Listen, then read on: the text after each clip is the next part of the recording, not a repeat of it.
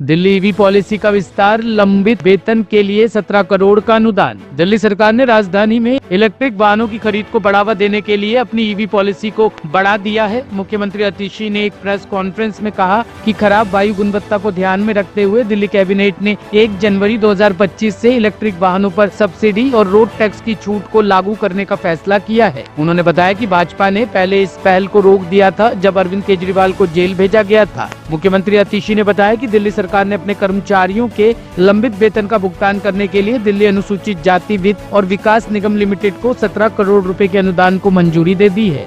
मुझे ये बताते हुए खुशी है कि आज दिल्ली सरकार की कैबिनेट की मीटिंग हुई जिसमें ऐसे कई महत्वपूर्ण फैसले लिए गए जो दिल्ली के लोगों के हित में हैं और दिल्ली के लोगों के जो रुके हुए काम हैं उनको फिर से शुरू करने के लिए हैं।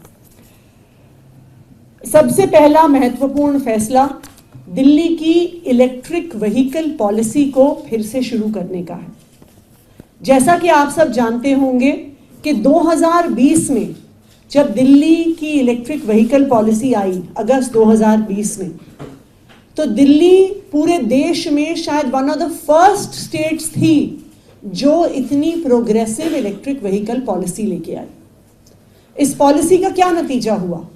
इस पॉलिसी का नतीजा हुआ कि जहां 2019-20 में 4% से कम व्हीकल्स इलेक्ट्रिक होते थे दिल्ली में, दिल्ली सरकार की ईवी पॉलिसी आने के बाद 2023-24 का अगर हम आंकड़ा देखें तो दिल्ली में टोटल रजिस्टर होने वाले सभी व्हीकल्स में से 12% इलेक्ट्रिक व्हीकल्स थे, जो हाईएस्ट इन द कंट्री है। यानी किसी भी और राज्य में इतना high percentage of electric vehicles registration नहीं था, नंबर 1। और ये नेशनल एवरेज जो 6% है उसका दुगना है। तो दिल्ली की अरविंद केजरीवाल जी की ईवी पॉलिसी देश भर में सराही गई और ये तो सिर्फ 2 व्हीलर्स 3 व्हीलर्स और गाड़ियों के लिए पॉलिसी थी। ईवी बसेस खरीदना तो इससे बिल्कुल अलग था। लेकिन अरविंद केजरीवाल जी को जेल भेजकर इस ईवी पॉलिसी में भी पिछले 10 महीने से अड़ंगा डाला गया। पिछले 10 महीने से जो भी कोई ईवी व्हीकल खरीद रहा है उसको उस पे सब्सिडी नहीं मिल रही है।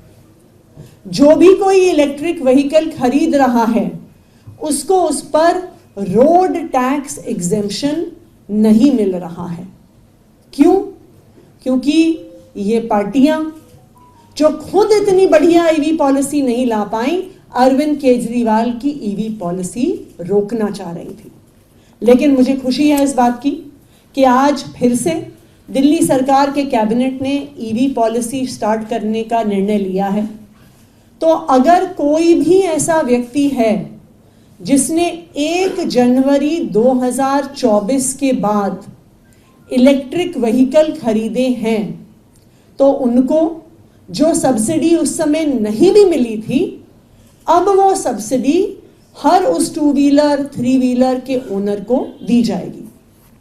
दूसरी बात, जो भी अब इलेक्ट्रिक व्हीकल्स खरीदेगा, चाहे वो 2 व्हीलर हो 3 व्हीलर हो गाड़ी हो, उनको फिर से रोड टैक्स का एग्जेम्पशन दिया जाएगा।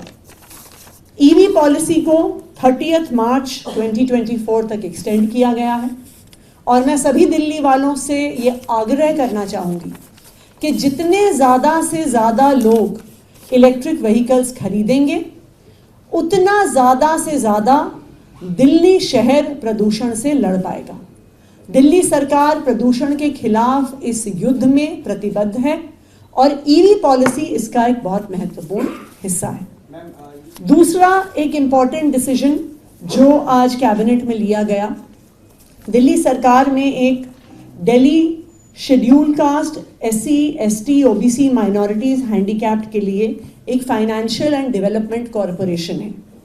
ये corporation SC ST OBC minority handicapped लोगों को लोन्स देती है कि वो अपना कुछ बिजनेस सेटअप कर सके। लेकिन जो साजिश दिल्ली सरकार के खिलाफ रची गई, जो तनख्वाहें रोकी गईं, उसमें DSF-DC भी शामिल था। यहाँ के 125 एम्प्लॉइज को जनवरी फरवरी के महीने से अपनी तनख्वाह नहीं दी जा रही थी। हर बार इनको तनख्वाह देने की फाइल आगे बढ़ाई जाती थी तो उसमें कोई ना कोई अड़ंगा डाल दिया जाता था। लेकिन मुझे खुशी है इस बात की कि आज दिल्ली सरकार के कैबिनेट ने 17 करोड़ का grant in aid Delhi schedule caste financial and development corporation को देने का निर्णय लिया है। तो जिन जिन लोगों की भी इस कॉरपोरेशन में तनख्वाह रुकी हुई थी, जनवरी फरवरी के महीने से आज तक की तनख्वाह उन्हें दी जाएगी और आने वाले समय के लिए भी उनको तनख्वाह हर महीने बिना रुके हुए मिलेगी। ना सिर्फ इतना, इस कॉरपोरेशन को कैसे रिवाइव किया जा सके, कैसे SC, ST, OBC, हैंडीकैप्ड लोगों को ज्यादा लोन और इकोनॉमिक डेवलपमेंट के लिए इंसेंटिव्स दिए जा सके, इसके लिए भी आज कैबिनेट ने फैसला लिया। टॉप स्टोरी ब्यूरो के लिए दिल्ली से हेमंत कुमार की रिपोर्ट।